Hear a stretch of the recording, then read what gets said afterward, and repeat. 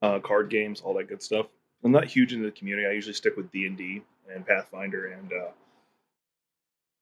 White Wolf. I had a protein shake not too long ago, so White Wolf, which is World of Darkness, Vampire the Requiem, Vampire the Masquerade, various games like that. There's like a handful of others. Right now, I'm in a Fallout tabletop game. I'll probably be running a D&D game before too long. This is all another conversation. One I do enjoy is Cards Against Humanity. I haven't had a good party game of that in a long time. I was living in Illinois last time. But this is worth mentioning. This is political somewhat in nature. So a few years back, Donald Trump was wanting to build a wall. And like you don't know that, you weren't paying attention to the news. He's like, I'm going to take over a large portion of Texas and just build a wall. So, all right, whatever. Waste of money, wouldn't work anyway, whatever. So anyway, Cards Against Humanity took in money to say, hey, we're going to buy a small portion of land along the planned route and say, we're going to leave it untouched. Nothing's going to be built there, and we're going to use as much money as we can to keep them to fight any government try to requisition the land, because the government can do that. The government can go, hey, we're wanting to build this project here, or there's a corporation who needs it for a project that's for the greater good. We're just going to take your land, and we're going to give you the bare minimum for it. You don't get to negotiate the price. They just take it. And I forget what that's called. Eminent domain, I think it's called. Anyway, there's a lot of corruption behind that, like an obscene amount of corruption behind that. But I'm not going to talk about that. Well, anyway, it worked for the most part. Donald Trump wasn't able to build as much of the wall as he wanted. In fact, most of his work is already gone. It fell apart. Like, not that it got taken down, it fell apart. But that's not what I'm talking about. Elon Musk is moving SpaceX to Texas, which, to be honest, it should have been in Texas to begin with, because Texas and Florida are like the two best states for launching things, just because of the weather. It's easier to plan out the weather accordingly, and the weather is semi-consistent.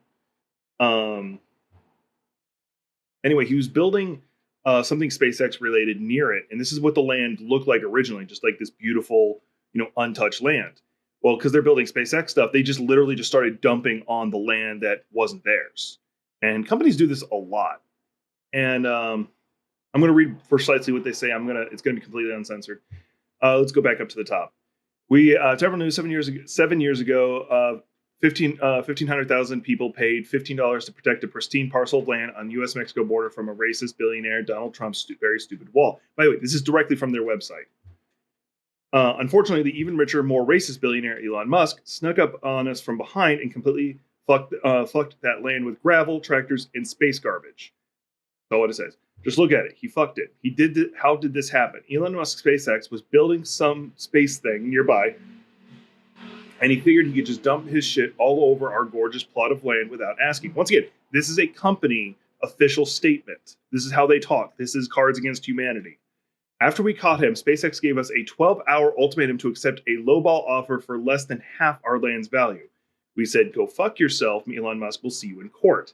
So today we're announcing Day 7 of Cards Against Humanity Saves America. Cards Against Humanity sues Elon Musk for $15 million. If we win, we will equally split the lawsuit's net proceeds among all 1,500,000 of our original subscribers, up to $100 each. While this isn't enough to compensate our subscribers for the anguish they've suffered, witnessing Elon Musk defile their once verdant land where wild horses galloped freely in the Texas moonlight, I'm sure that's a link to something I don't want to find out. We think it's a pretty good start. I have the sliding glass door open mostly for saying in airflow. Why do we need to do this? Even if Musk unfucks our land, that doesn't unfuck the damage he's done to our reputation. 1,500,000 people gave us their hard-earned money. In exchange, we vowed to protect this land from racist billionaires and their dumb vanity projects. They trusted us because... Yeah, anyway, this is actually one of the funnier parts. When we're sending people a box of bullshit, we send people a box of actual bullshit. They've done that. When we say we're donating web store profits from forced birth states to the fund abortion access, they've done it. When we say we're digging a tremendous hole in the ground, we don't walk away from our promise. We dig a big fucking hole in the ground. That's actually probably a direct dig on Elon Musk. Actually, I'm gonna check. I'm gonna regret doing this, but I'm gonna check the link. Yep, it's exactly what I thought. Elon's plans for express transit of O'Hare went nowhere, but Boring Company says concept could happen in Vegas. Basically, the quick story on that one, for anybody who wants to know, is he created the Boring Company, which, like, had like this butane flamethrower thing going on as like a fundraiser for it, which was really stupid. It was cool, but stupid. And the concept was to create the Hyperloop, where you could put your car in it and you'd just be able to drive like super fast to these different locations.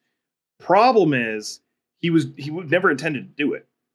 It was just to prevent different locations from doing heavy investment in public transportation and actual railroad, light rail, and stuff like that. So that was his plan, because the idea being that these places would also be places that would tend to buy his cars. And then let's see here. Black Friday stunt convinces people to donate $100,000 for holiday hole. Yeah, that's right. They did do that. Okay, I forgot about that one. Yeah, but anyway, so no, like when they make claims that they're going to do something, Cards Against Humanity has like 100% done them almost every time. So, one, they're a company I do respect. But yeah, I feel that's worth mentioning.